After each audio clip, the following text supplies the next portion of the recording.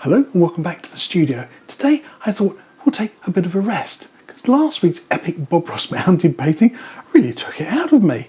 I think it's time sometimes just to do something a little bit more simple.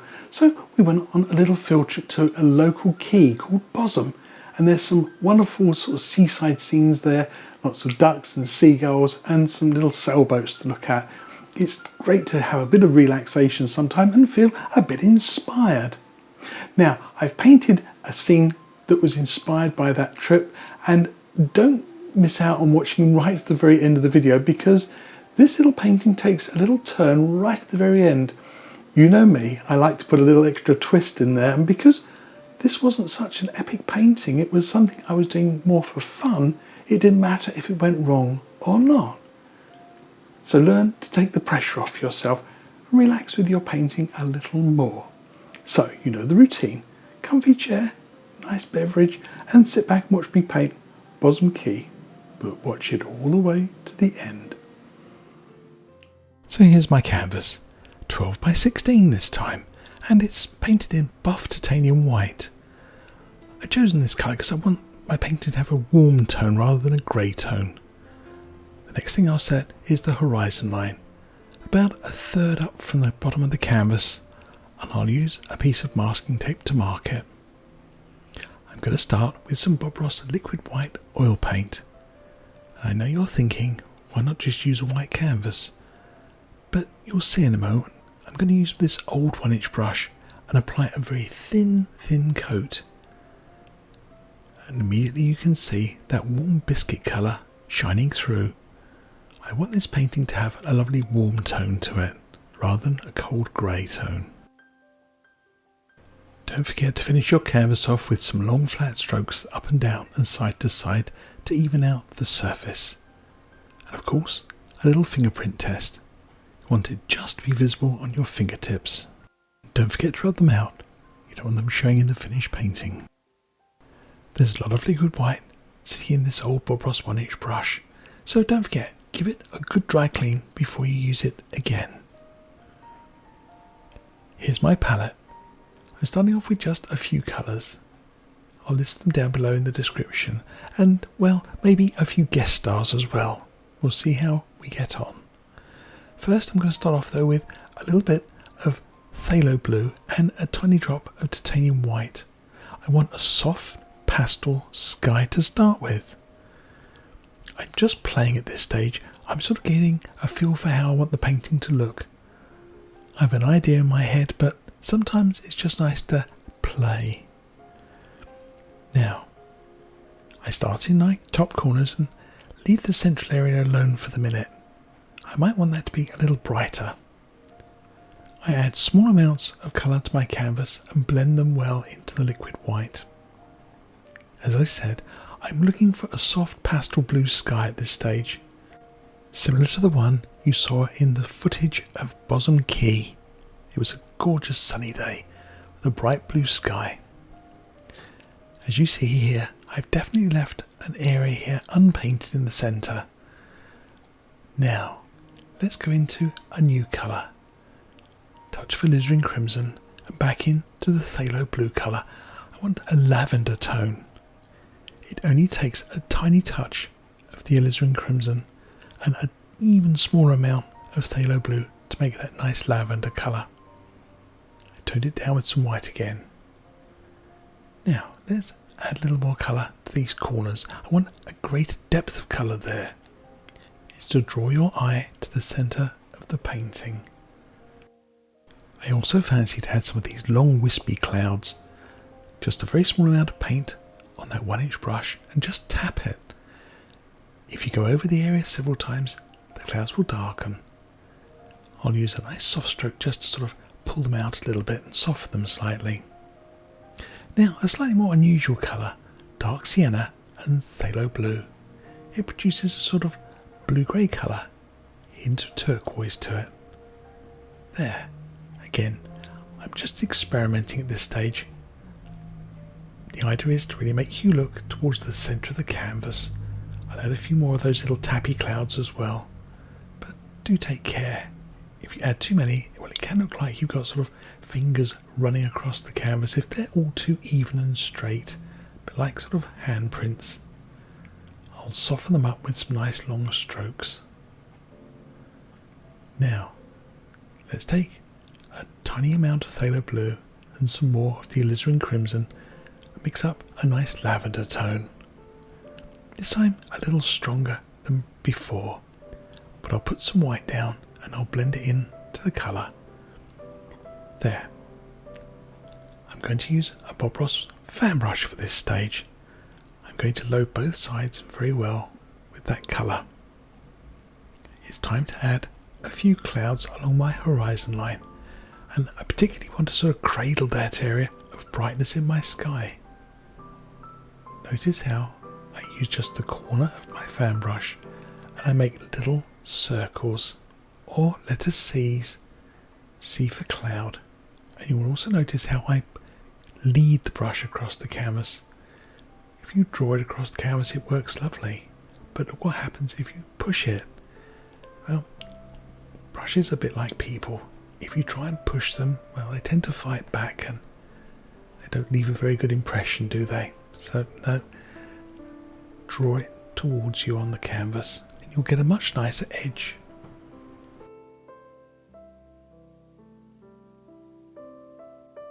I'll spend a few moments just blending out the base of the cloud. I want to put another cloud in here as well, so I need something for it to sort of show up against, a bit of a contrast.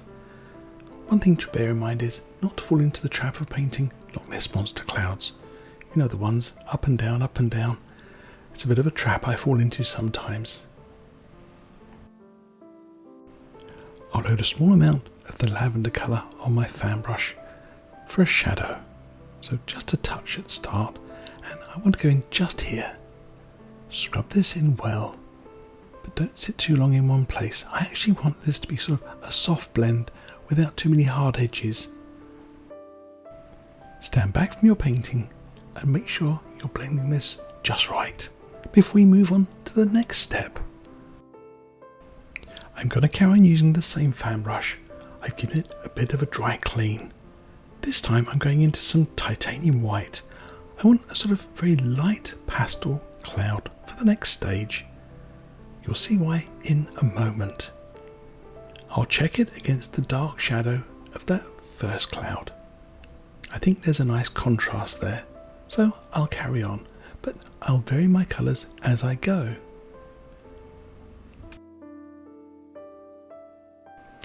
I decided I wanted a little more dark colour in this top right corner, so I added a small touch of Prussian blue and blend it in well. I want some distant land here, and for that I'm going to carry on using my lavender colour, again on a dry clean fan brush. Now you can see why I chose to use a light cloud. It gives me another chance of some contrast. Time for a top tip. Don't let this grow too big. There's a tendency when you start adding these sort of headlands that you get sort of a bit carried away and suddenly they're right the way across the canvas. They're 3 inches tall, obscuring everything. Just make them very simple and keep the size under control.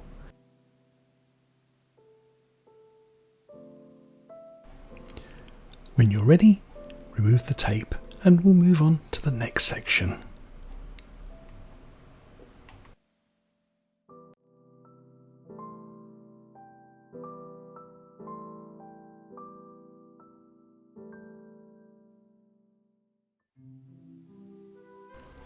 Time for some more liquid white in the lower section of my painting. I've done this painting in 2 stages so that if you don't have time to do all of it in one go, you can do it in 2 steps. Careful when you come up to the horizon line.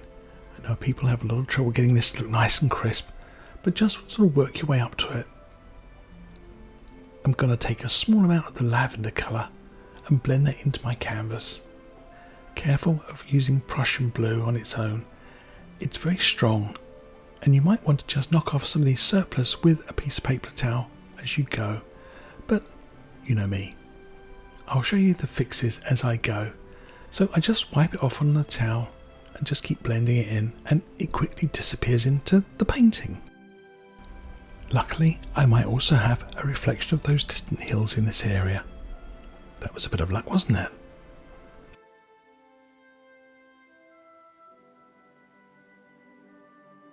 I've taken a very small amount of that lavender colour and some Prussian blue mixed together on my brush, and I just touch and pull down and then just gently brush across. I want these to look very distant. Remember, it's a reflection on some water, so it's very, very soft. I can also blend out this right hand corner. Well, my painting's coming along rather nicely, but it needs a little feature. After all that footage of us down at Bosom Key, you notice that all the little boats are sitting on their sides in the mud. And this is a mud flat, so I'm going to put a little boat into it, I hope. Now, the technique I like to use is a figure of 8 technique, and it's a very simple way of getting a sort of a basic outline. So let's see if I can do one as a close-up demonstration for you. I'm going to start off by making a nice little figure of 8 shape, like that, sort of a bow tie laying on its side. And if I simply drop in the side and connect it to that section there, it already starts to look like a boat. I might round that section off a little more, and if I put a little bit of a shadow there, suddenly it looks like a little boat laying on its side. You can reshape this a little more if you wish to, but essentially that's all it is, just a little figure of 8 laid on its side and then a little bit of reshaping to get the basic form right. Now, do a little bit of practice first, because as you see, I've done lots of them until I get that muscle memory working and usually get that sort of shape and form going. So do lots and lots of boats, doodle it out many times until you get it really confident. But of course, if you don't want that in your painting, then don't have it. Maybe just a few little white dots for seagulls is all you fancy. Whatever you choose, it's your world, as Bob would say, so paint what you want for your painting. Now, let's get back to the canvas. I'm going to position my little boat a little right of centre, and I could be using this to draw it with. This is a clay shaper. It's like a small rubber squeegee. It's perfect for doing fixes as well. But if you don't have one of those, you can use this, a cocktail stick. Now remember, it's a shallow figure of 8 stroke. If you look very carefully, you can see that I had, well, more than a few goes at this. I kept sort of making the size wrong for some reason, but it doesn't matter. It's very fixable. Now, if you find you have to use a magnifying glass to see your boat, then it's going to be harder to paint. If you have to fix them, pick up a nice 1-inch brush and just blend it out and have another try. But you can do this as many times as you like. I think I'll settle for that. Now, I've got some off-white paint, quite grubby with a little bit of blue mixed into it, and I want to do a nice sort of shimmer of light across the water. You'll notice I pick up a very small roll of that paint on the edge of my palette knife and just touch the canvas. The white is very dry and firm and kind of sticky, so as you touch the canvas, it leaves a little bead of paint behind. It creates a lovely textured effect. Think about how the light would come across the water towards you. It forms what's known as a light trail. I'll carry on adding, touching and tapping, but keeping it bright in the centre. Occasionally I'll switch to the small blade of my knife to get a little bit more paint in one spot. Once again, this is a nice gentle process. Take your time with it. Just enjoy playing with paint. If you enjoy my tutorials, don't forget to like and subscribe to the channel. Click the little bell icon when you do it. That way, whenever I release a new video, you get a little message in your inbox. Thank you for supporting my work. To paint my little rowboat, I need a small brush. I could use a Bob Ross liner brush or one of these small synthetic brushes. You decide which works best for you. I'll use the Bob Ross liner brush, and I'm going to add a tiny drop of this, and this is linseed oil.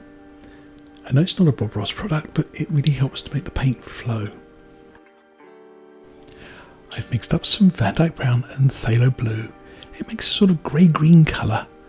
I've added a drop of the linseed oil to it on my liner brush.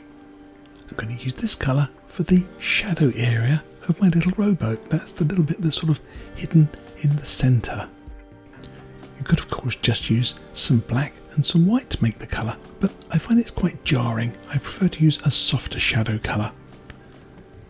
Now I dragged in my little brush and added some linseed oil to some titanium white. I'll block in the stern of the boat first and then add a little bit of detail to the top rail.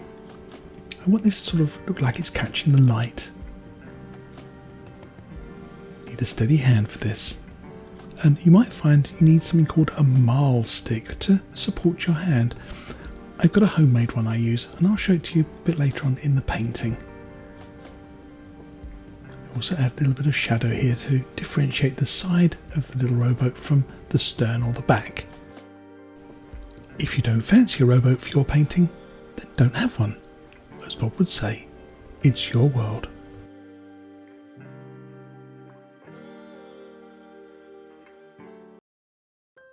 My rowboat isn't quite right. The back of it looks a bit twisted one direction, the front looks a bit twisted the other. Now, do you remember I showed you something called a clay shaper? Well, here it is in action. It's just like a little window squeegee. You can literally lift off any paint that you don't want as long as it's still wet. Quick touch with a filbert brush and I'll just blend it out.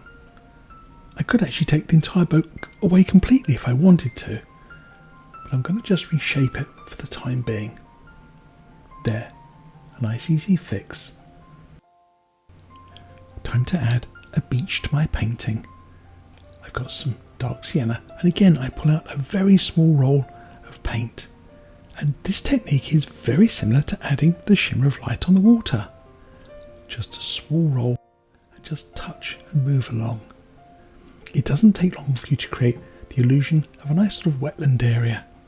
Maybe it's just flooded, or it's the tide coming back in and there's just a few nice rocks and pebbles and rock pools forming.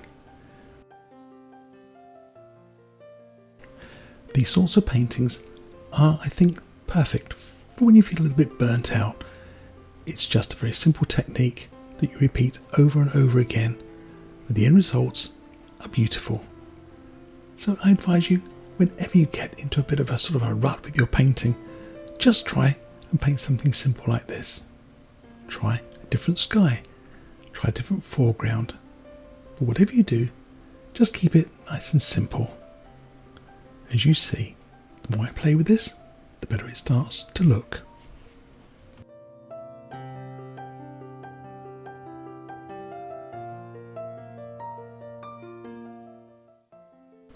I've added a few touches of Van Dyke Brown here and there. I even have some nice sort of grubby green colours, the shadow colour I used for my little rowboat. I'll put some of that on the beach as well. But just using the same colours over and over and over, everything works quite harmoniously.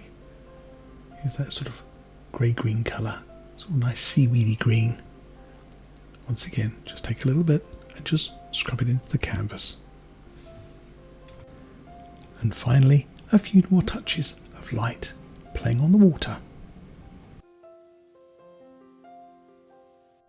To stop my rowboat floating away, I need a stake. So I've got a tiny touch of Van Dyke Brown on my liner brush with a little drop of linseed oil. I'll position it here, and then again with that same Van Dyke Brown colour, I'll add a little rope. I'll add a little red float as well, and some seaweed.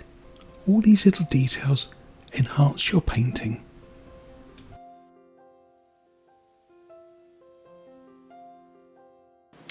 So this is my painting a couple of days later. I left it to sit for a while because I was having trouble getting my highlights to really shine. And this is a problem you have sometimes when you're working wet on wet and you're trying to get those final bright highlights to really show. They tend to just sink into the paint that's already there. So my advice is leave your painting to sit for a day or two to just sort of stiffen up slightly.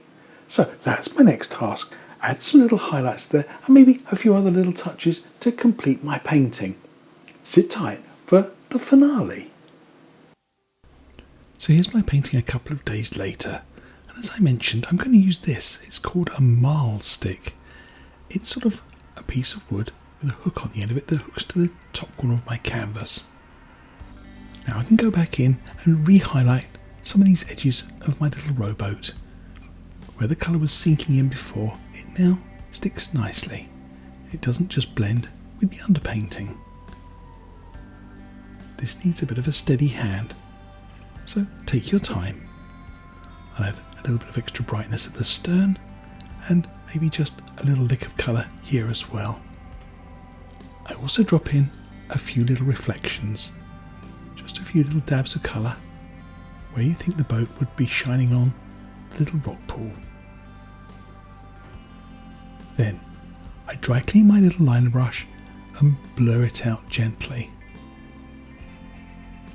I think they're very effective. It really helps to settle the boat into my little painting.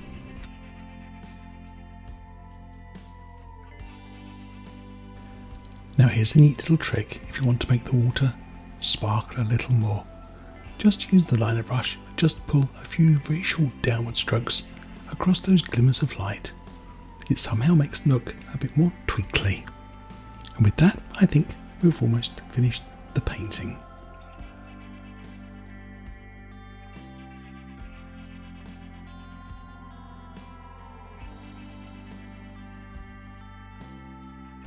Having safely finished my video, it's time for some fun. I get a fan brush, a touch of white, and I put in some rays of light. As I say, it's just an experiment at this stage, and I don't really like it. It's a bit too sort of, well, stripy. So I took a baby wipe to it. Yes, I wiped it all out and started again. This time white with a little tiny touch of Indian yellow just to warm it up. You can see that background sky's gone completely back to the original buff titanium colour I started with, and it kind of helps. Also notice that I'm being sort of a bit more careful where I put those rays of light. And finally, to soften the whole effect, I've got a nice clean new 1-inch brush. Remember, I've already got the video finished at this stage, so I don't really mind if I break it. And that's the other thing about painting sometimes. We get a bit too precious with it all, and then we lose out an opportunity to do something really fun with our work. Here you see, I decided to put a few nice little bright edges to my cloud. The silver lining, of course.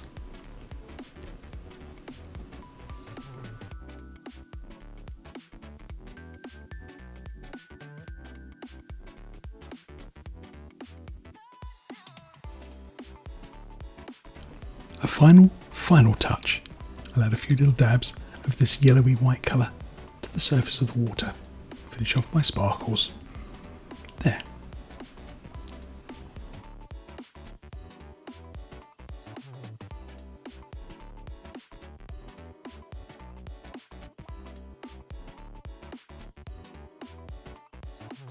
So there you have it. Bottom key. My interpretation and of every cloud has a silver lining. I couldn't resist trying to get that one in. So you know the routine. Sit back and watch another video. Happy painting, people.